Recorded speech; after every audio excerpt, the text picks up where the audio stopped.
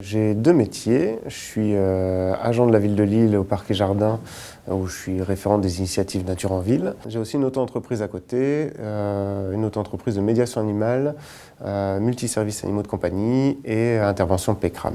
La partie multiservices animaux de compagnie, c'est des services que je propose aux gens qui vont partir en vacances, qui vont être hospitalisés, ou en tout cas qui vont être absents de chez eux, qui ont des animaux et qui ont besoin de certains services. Alors ça va être des gardes à domicile, ça va être des promenades, ça va être du dog running, voilà, ce genre de choses.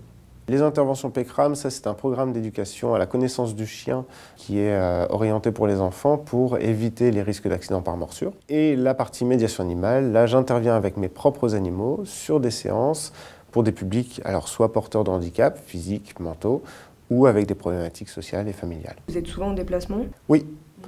J'ai pas une structure fixe dans laquelle je reçois les publics. Moi, j'interviens toujours soit chez les particuliers, soit dans les structures thérapeutiques, sociales, etc. Quelles sont vos motivations pour ce métier ? C'est le sentiment d'utilité.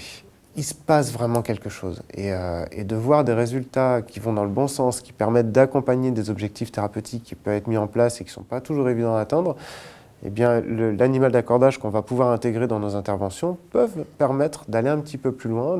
Et dans tous les cas, il y a toujours cette notion de bien-être. Pour atteindre ce métier-là, est-ce qu'il faut passer une formation ? J'ai d'abord fait un diplôme de guide nature multilingue. Et j'ai commencé à travailler dans une ferme pédagogique. Ce qu'il faut avoir, c'est à la fois des formations, des diplômes et des certifications sur le côté animal. Certains auront des diplômes de comportementalistes, d'éducateurs, etc. Et il faut aussi connaître les publics qu'on va aller voir avec nos animaux.